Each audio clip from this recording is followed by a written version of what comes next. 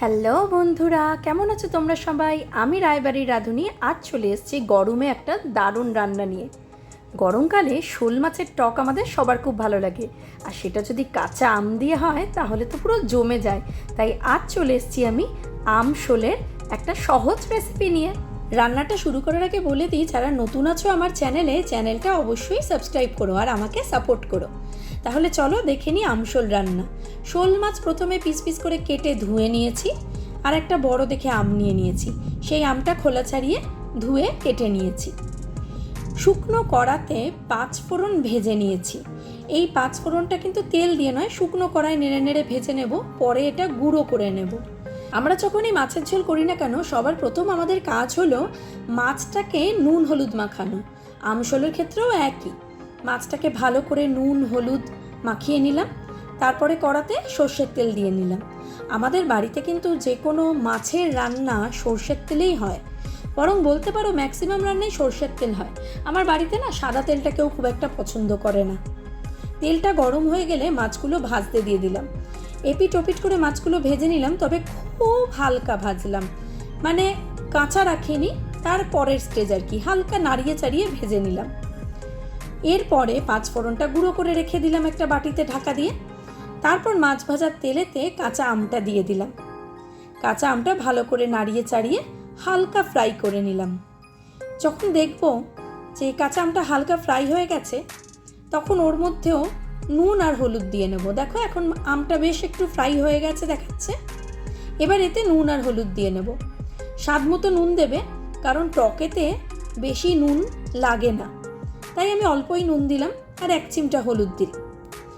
নুন হলুদ দেওয়ার পরে আমি দিয়ে দিলাম সর্ষে বাটা।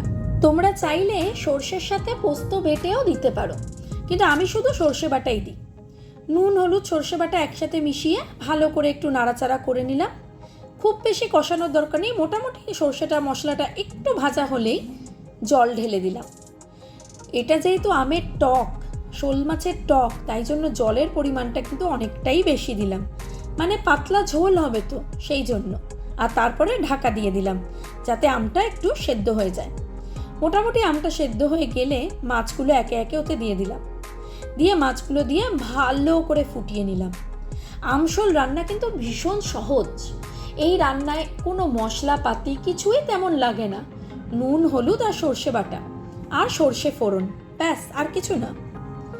দেখো মাছগুলো দেওয়ার পর টকবক টকবক করে ভালো করে ফুটিয়ে নেব, যাতে মাছগুলো নরম হয়ে যায় আর মাছের যে স্বাদটা সেটা সেই ঝোলটার সাথে মিশে যায়। তো এখন টকবক করে ফুটে গেছে। এবার আমি মাছগুলো আগে তুলে নিয়েছি, তারপর ঝোলটাও ঢেলে নিয়েছি।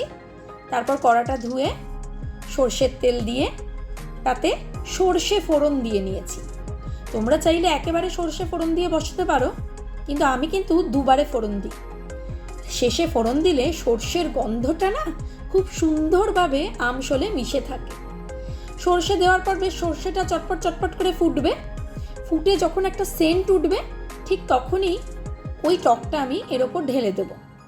এখন দেখো সর্ষে মোটামুটি ফুটে গেছে, আর ছিটকাচ্ছে না এদিক ওদিক, আর একটা সেন্টও উঠে গেছে খুব সুন্দর।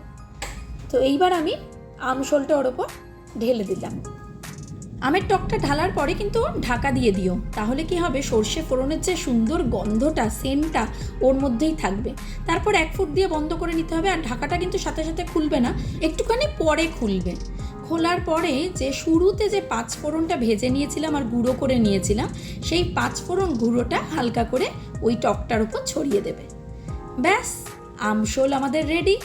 কত সহজ পদ্ধতিতে আর কত তাড়াতাড়ি দেখো আমশোল রান্না হয়ে যায়। গরমকালে কোনো রিচ রান্না না খেয়ে যদি এই আমশোল খাও, শরীরও ঠান্ডা হবে আর টেস্টও দারুণ লাগবে। আমার বাড়িতে কিন্তু সবাই খুব জমিয়ে খেয়ে নিয়েছিল।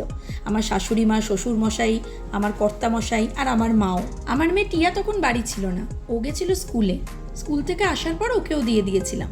আর তোমরা নিজেরাই ওর মুখে শুনে নাও যে ওর কেমন লেগেছে। কেমন লাগলো? তাহলে বন্ধুরা, এই প্রচণ্ড গরমে তোমরাও বাড়িতে বানিয়ে ফেলো শোল মাছের আম দিয়ে টক, মানে আমশোল।